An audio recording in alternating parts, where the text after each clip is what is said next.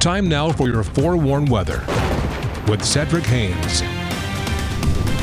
All right, folks, as we kick off a new week, we're kicking off a different time change out there for us, right? Hopefully you remembered on Saturday night to set those clocks forward, and we are officially here. Daylight saving time here across the area.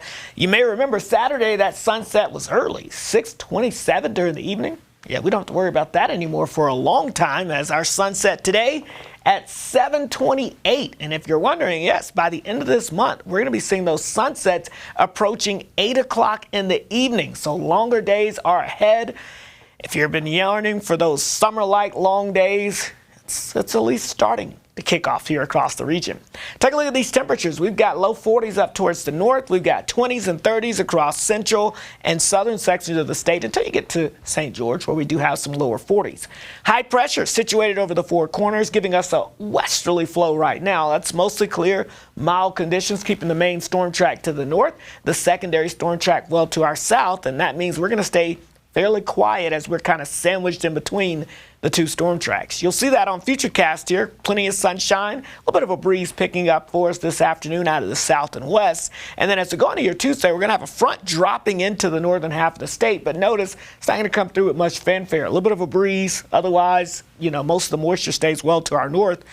It will bring us a little bit of a cool down across northern Utah, so you will notice that. But that cool down will be brief. You see this warm front lifting north by Wednesday. That's going to put us in a warm sector of a massive ridge of high pressure and pretty much help to continue to keep us fairly dry.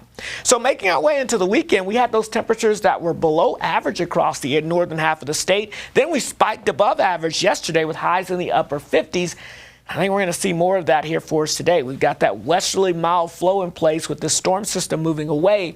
As it continues to move away, we'll get a little bit of a northerly dip in the jet stream for your Tuesday and Wednesday. That brings in some slightly cooler temperatures. But that massive ridge of high pressure I was talking about, you can see is situated off to the south and west, and that begins to stream in as we make our way towards your Wednesday and beyond. So our temperatures are going to really surge after that. And to be honest with you, here's the outlook here over the next 2 weeks when it comes to the temperature trend. Yeah, above average temperatures look to be fairly likely. So if you're hoping for maybe another taste of winter time, it's going to be pretty tough sledding for us to see that here, because these numbers definitely going to be well above average in the near term. So the Wasatch Front tomorrow and Wednesday, as I mentioned, we get that dip that brings our temperatures closer to average in the mid-50s for highs, but then we're off to the races by the end of the week, heading into the weekend with highs approaching the 70-degree mark for our friends in St. George. You're going to stay fairly warm with above average temperatures the next few days. Look at this. By the end of the week into the weekend, we are getting very close to the 90-degree mark in St. George. How normal is that? Not very normal. We typically average our first 90 around April the 29th. The earliest we've ever seen it is April the 2nd. So we'll be watching to see if we maybe be able to do that in the month of March. It's going to come close, so we'll keep an eye on it. Otherwise, as far as any precipitation goes, the dry pattern looks to stick around.